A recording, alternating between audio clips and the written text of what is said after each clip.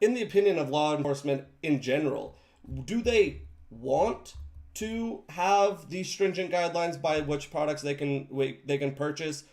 Is there a lot of concern about cybersecurity of law enforcement assets, where if somebody was accessing a Chinese server, for instance, that they could see who you're apprehended or what neighborhoods you're flying over? Is that something that applies to you, or are you just mixed in it because you get funding from the federal government? How do you see that?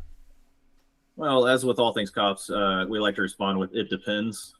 So, if you have a public safety agency, a law enforcement agency that is butting up next door to a defense facility, you obviously are going to need to have that interoperability, and you don't want to have something that would jeopardize their operations, just as you don't want their operations to jeopardize yours. So there are going to be agencies that are law enforcement that are going to need to have the same level of data security, the same level of green UAS certification, or even blue UAS certification in some instances in some of those areas.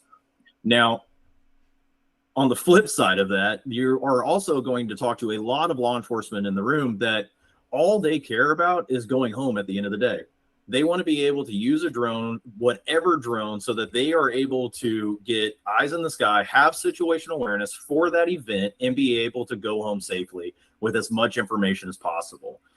So unfortunately, it is across the entire spectrum. There are some agencies that they could barely afford a Mavic Mini, much less a blue UAS platform or even a green UAS platform to some extent, right? So there has to be a pathway for all of those agencies to be able to utilize drones for a first responder incident. I think that the answer, in my personal perspective on that, the answer is in a data security policy. I think a data security policy and a vetting for every agency needs to be in place, and that needs to be legislated.